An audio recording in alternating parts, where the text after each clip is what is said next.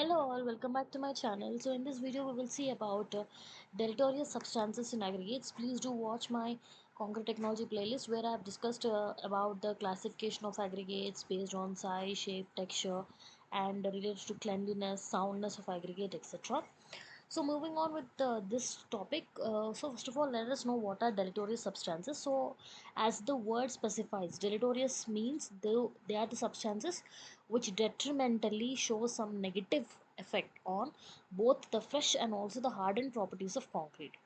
So fresh properties of concrete would be like workability, and hardened properties would be like strength, and also these deleterious substances affect the long-term performance of the concrete as well, which is like the durability. So these are, as it is showing a negative impact, these materials are highly undesirable. And what happens if these are present? So if these are present, they show adverse effect such as increasing the water demand of the concrete, like your concrete requires more water, and trying to impair the bond strength between the cement and aggregates, like dividing the bond between the cement and aggregates where your interfacial transition zone is disturbed. So therefore so much of crack propagation starts, and reduce the durability, so long term performance is affected. And also it results in concrete fallouts, spalling, etc. So now I have told what are the negative impacts of these deleterious substances. Now we will see first of what are these deleterious substances which are present in aggregates. Coming to the first one is organic impurities. So organic impurities interfere with the hydration reaction, and most of the organic impurities are found from they are found in sand.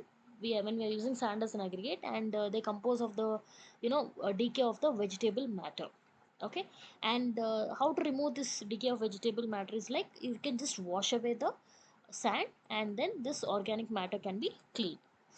Moving on to the second impurity, what I mean sorry the deleterious substance what you find in aggregates is the clay. So most of the times we observe that the surface of the aggregate is coated with clay most of the times.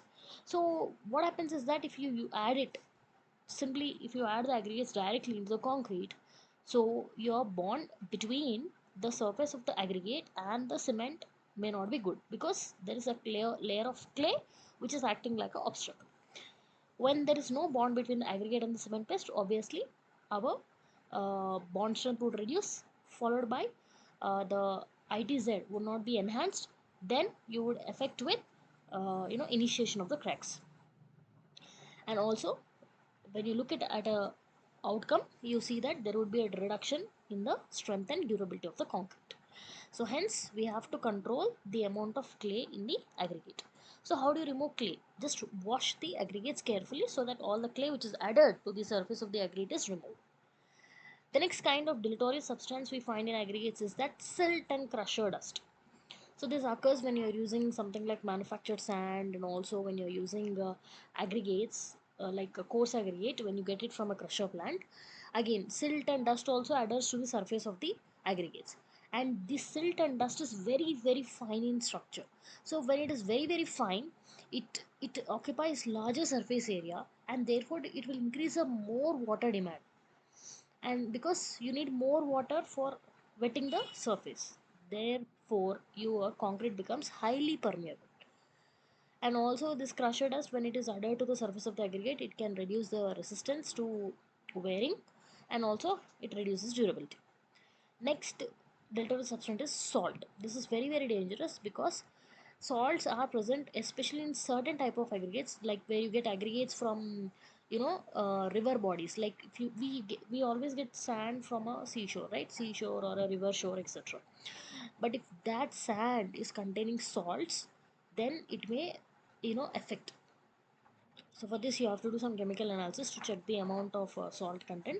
Otherwise this salts will start presence of these salts in the aggregates, no, when you are using concrete as a reinforced concrete structure, like if you use concrete along with steel reinforcement, it will start corroding your reinforcement.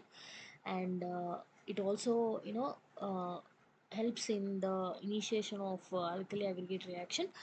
And because of that your concrete can fall away from the reinforcement. There would be no bond between the reinforcement and the concrete, and therefore once your concrete falls away, your reinforcement is like exposed to the atmosphere, so air and water starts getting absorbed, and therefore your concrete structure will fail as a whole. And one also has to remember that the presence of unsound particles. You have somebody called unsound particles. They are also another deleterious substances. So unsound particles are also very very dangerous. They disturb the integrity of the structure, and also they lead to disruption, like continuous expansion can happen, and they disrupt the entire concrete. For example are like shale. Shale is one of the unsound particle. Shale and also clay lumps, as we have already seen. We have wood, we have coal, mica, gypsum, iron pyrites. All these are unsound particles which are not supposed to be in the aggregates or around the aggregate. And if these unsound particles are present in larger quantity, like if you say around 2 to 5% by mass of the aggregate, then just imagine they will show a very very negative impact on the strength of the concrete. So these materials should be within the limits, and these materials will not are not supposed to be in the concrete. And moreover, where concrete is subjected to abrasion, for example, like if your concrete is in a pavement, if your concrete is in a slab, absolutely these unsound particles would damage very severely your concrete. And out of all these what I listed, mica is very very dangerous. Mica can reduce your strength up to 15%. Presence of 5% mica can reduce your 28-day compressive strength of concrete FCK by 15%. Just imagine 5% is reducing around 50%. And as I've already quoted the other one, there is gypsum and iron pyrites also are responsible for expansion of the concrete. And the last one is alkali aggregate reaction. So alkali aggregate reaction, I have made a separate video on this, so kindly look at the playlist of concrete technology. You find alkali aggregate reaction.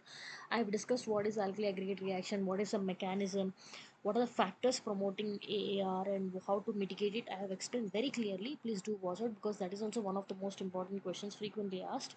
So alkali aggregate reaction is that, to say simply, like as a summary, it is a reaction between the alkalis present in the cement and the um, reactive silica which is present in the aggregate. So both of them react together.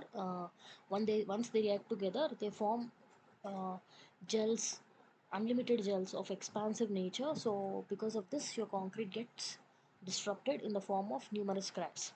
And this alkali aggregate reaction is also called as alkali silica reaction, and which is very very dangerous in concrete, which is said to be very dangerous. So your concrete fails by cracking. You get numerous cracks, what we call them as hairline cracks.